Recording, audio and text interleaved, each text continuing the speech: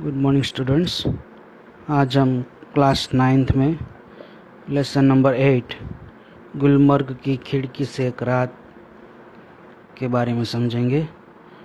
इस लेसन के लेखक का नाम है मोहन राकेश। मोहन राकेश का जन्म सन 1925 में हुआ था और मृत्यु हुई थी 1972 में। मोहन राकेश का जन्म जालंधर ब्रैकेट में लिखा है पंजाब में हुआ था। इनके पिता व्यवसाय से वकील थे, परंतु उनकी साहित्य में बहुत रुचि थी, यानी कि साहित्य में बहुत इंटरेस्ट था। अतः राकेश को बचपन से ही घर में पर्याप्त साहित्यिक वातावरण प्राप्त हुआ। उन्होंने हिंदी तथा संस्कृत में एमए तक शिक्षा प्राप्त की और तत्पश्चात इनके उसके बाद डीएवी कॉलेज जालंधर में हिंदी विभाग के अध्यक्ष के रूप में अध्यापन कार्य किया। कुछ समय तक इन्होंने सारिका कहानी पत्रिका का सफल संपादन किया और बाद में स्वतंत्र लेखन करते रहे। कहानी लेखन के साथ साथ इन्होंने उपन्यास और नाटक भी लिखे थे। इनकी प्रमुख रचनाओं में, यानी कि मुख्य रचनाओं में इंसान के खंडहर, नए बादल, एक और आदमी आदि कहानी संग्रह तथा अंधेरे बंद कमरे, न आने वाला कल प्रसिद्ध उपन्यास है। आषाढ़ का एक दिन, आधे अधूरे तथा लहरों के राजहंस इनके प्रसिद्ध नाटक हैं। मोहन राकेश मूलतः एक सफल कहानीकार तथा नाटककार हैं। गुलमर्ग की खिड़की से एक रात परिवेश से लिया गया है। जो उसका परिवेश एक नाटक था, उसमें से गुलमर्ग की खिड़की से एक रात ये लेसन लिया गया है।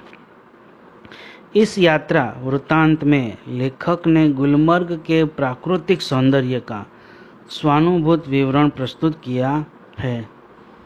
गुलमर्ग का सारा वातावरण इनको अपने में समाया सा लगता है। गुलमर्ग का जो सारा वातावरण है, ये लेखक को अपने में समाया सा लगता है कि मेरे अंदर समाया गया है, ऐसा लगता है लेखक को। गुलमर्ग की एक रात का अकल्पनीय सौंदर्य इनसे भुलाया ही नहीं जाता। गुलमर्ग की एक रात का जो अकल्पनीय, जो कल्पना न कर सके ऐसा सौंदर्य उनसे वह भूल नहीं पाते हैं। अब लेसन स्टार्ट होता है स्टूडेंट्स। कुछ जगहें होती है जिन्हें आँख एक बार देखती है तो चौंक उठती है, फिर धीरे धीरे परिचित होकर उदासीन हो जाती है। गुलमर्ग ऐसी जगह नहीं है। जो हम एक बार हम देखते हैं गुलमर्ग को, फिर धीरे धीरे हम भूल जाते हैं, मगर नहीं, गुलमर्ग हमें एक वहाँ बार बार जाने का मन होता है और वो हम भूल नहीं पाते हैं। मैं जब पहली बार गुलमर्ग गया, ऐसा लेखक कहते हैं मोहन राकेश, कि मैं जब पहली बार गुलमर्ग गया तो मुझे वहाँ कुछ भी असाधारण नहीं लगा। एक खुला सपाट मैदान, देवदारों के घने झुरमुट और बस। तब मैं घंटे भर में सारा गुलमर्ग देख आया था। मगर बाद में महीनों वहाँ रहने पर एहसास हुआ कि पहली बार तो क्या, बाद में भी कभी उस स्थान को पूरा नहीं देख पाया। उसे पूरा कभी देखा ही नहीं जा सकता।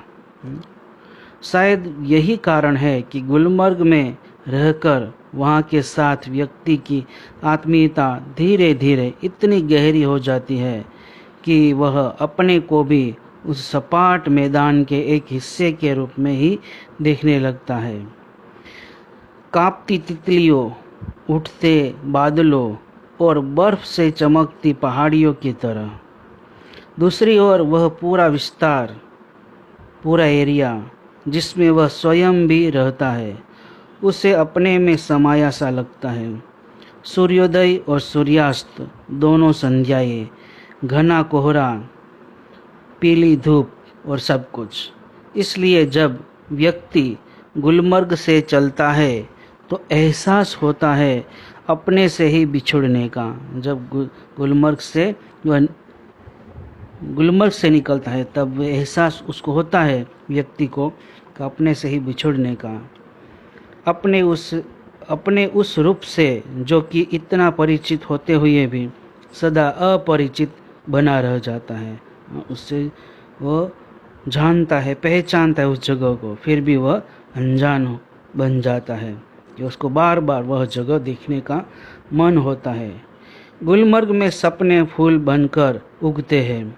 हरियाली के आर पार, लाल लाल छतों के ऊपर, आकाश में आंखें मुग्ध होकर देखती रहती हैं। गुलमर्ग में सपने फूल बनकर उगते हैं।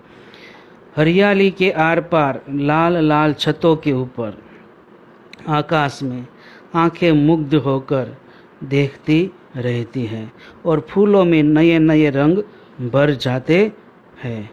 वातावरण में नई नई कोपलें फूट आती हैं। हर क्षण एक नए अनुभव, नए रोमांच की सृष्टि होती है। बादलों के पोर्टिको के नीचे लोग बाहें फैलाए घास पर बैठे हैं। दूर दूर तक सैलानियों की पंक्तियाँ घोड़े दौड़ाती नजर आती है। यानी कि सैलानियाँ, यानी कि वहाँ घोड़े पर बैठकर आते हैं लोग घूमने, उसको सैलानियाँ कहते हैं। रंगों के कुछ बिंदु हरियाली के पट पर जहाँ तहाँ छिटके हैं। सहसा प्रकाश से नन्ही नन्ही पारदर्शक बूंदें पड़ने लगती हैं। रंगीन बिंदुओं का पूरा विस्तार एक बार सिहर जाता है और अपने को समेटने लगता है। हरियाली का सपना कुहासे के फूल में बदल जाता है। मैदान सुरमय भाभा ओढ़ लेता है। अब चारों तरफ धुंध ही धुंध है, यानी धुंधला दिखाई देता है और बेबस होकर फैली पगडंडियों की पतली पतली नरम बाहें। जब तक बादल बरसेगा बाहें फैली रहेगी, ऐसी ही कोमल, विस्मृत और निढाल। सूरज चमकेगा तो फूल में से नया सपना जन्मेगा। अगर सूरज चमकेगा तो फूल में से एक नया सपना जन्मेगा, यानी कि एक कली है वो फूल बन जाएगी सूरज के प्रकाश से। आकाश में बादलों के नन्हे नन्हे द्वीप, आकाश में बादलों के नन्हे नन्हे द्वीप, यानी कि बादलों से जो नन्हे नन्हे टापू बनते हैं, पहाड़ छोटे छोटे बनते, ऐसा लगता है बादल का, जैसे बादल छोटे छोटे पहाड़ के रूप में आ गए हैं। इधर उधर भटकते फिरेंगे बादल। भेड़ों और बकरियों के रेवड़ पगडंडियों पर टंक जाएंगे। दिन तब रात की प्रतीक्षा करता सा प्रतीत होगा। रात आएगी तो सब कुछ खामोश हो जाएगा। मैदान की वह खामोशी भी जो दिन के समय इतनी वाचाल हो जाती है। दिन तब रात की प्रतीक्षा करता है, दिन है वह रात का वेट करता है, करता सा प्रतीत होगा, ऐसा हमें महसूस होता है। रात आएगी तो सब कुछ खामोश हो जाएगा, वहाँ सब कुछ रात में साइलेंस हो जाता है। मैदान की वह खामोशी भी, मैदान की खामोशी भी रात में खामोश हो जाता है सब कुछ, जो दिन के समय इतनी वाचाल हो जाती है। दिन में सब कुछ फिर से ऐसे आवाज़ आने लगती है। गुलमर्ग की वह रात मुझे कभी नहीं भूलेगी। गुलमर्ग की वह रात, ऐसा लेखक यहाँ कहते, गुलमर्ग में जब गया था तो गुलमर्ग की वह रात मैं कभी नहीं भूल पाऊँगा। मैं होटल की खिड़की में खड़ा था। दूर, बहुत दूर, सामने से एक बरसती घटा मेरी तरफ बढ़ती आ रही थी।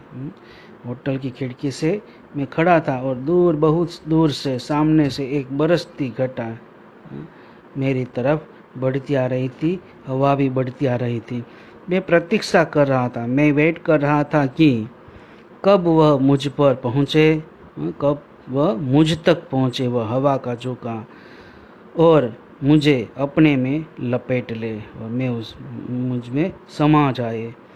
बरसती घटा में घिर जाने से बड़ा सुख मैंने बहुत कम जाना है। बरसती घटा में, वहाँ बारिश भी होती है, पवन का झोंका भी आता है, वो बरसती घटा में घिर जाने से बड़ा मुझे आनंद आता है। आनंद मैंने बहुत कम जाना है।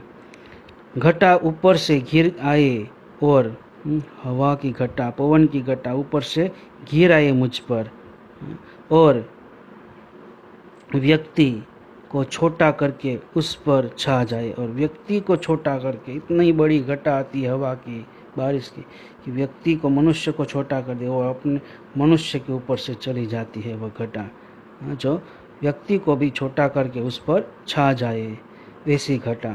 यह इससे अलग स्थिति है।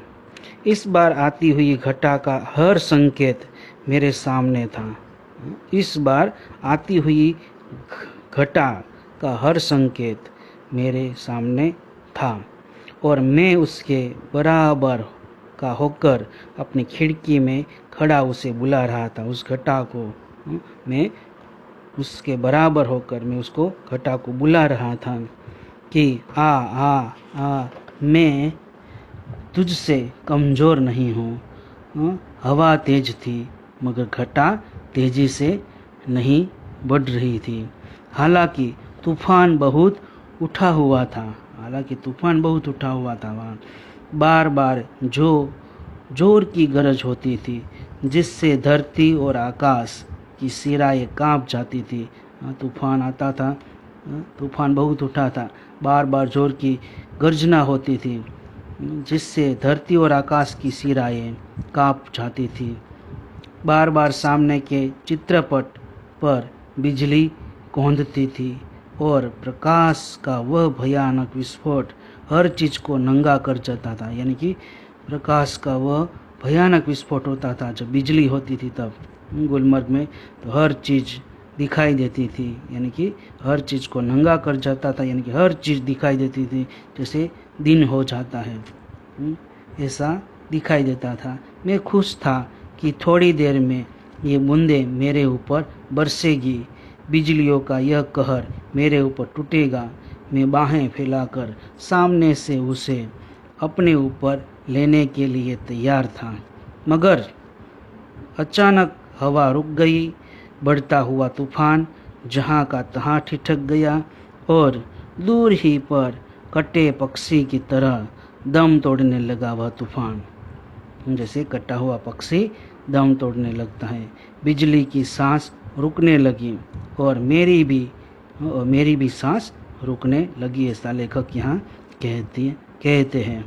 क्योंकि मेरी बिजली की सांस रुकने लगी और मेरी भी सांस रुकने लगी, क्योंकि हवा के रुक जाने से मुझे भी बहुत ऊंचे आसमान से नीचे आना पड़ा। जैसे मैं हवा के साथ उड़ता था ऐसा मुझे महसूस होता था, इसलिए हवा रुक जाने से मैं भी आसमान से नीचे आ रहा था ऐसा मुझे लगता था।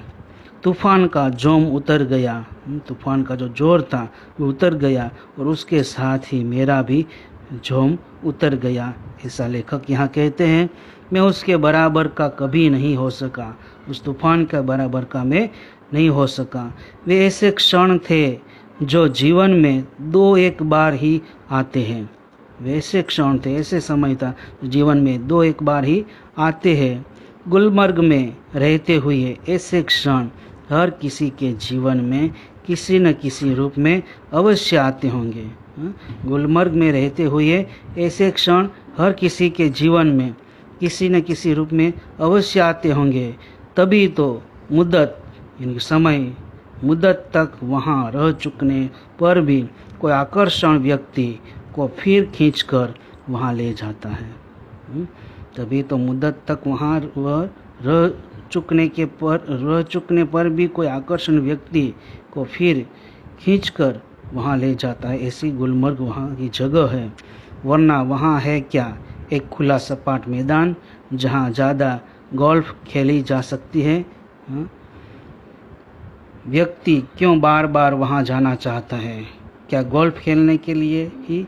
ऐसा लेखक को यहाँ प्रश्न उठता है। ठीक है स्टूडेंट्स, तो यहाँ है आपका ये लेसन गुलमर्ग की खिड़की से एक रात पूरा होता है।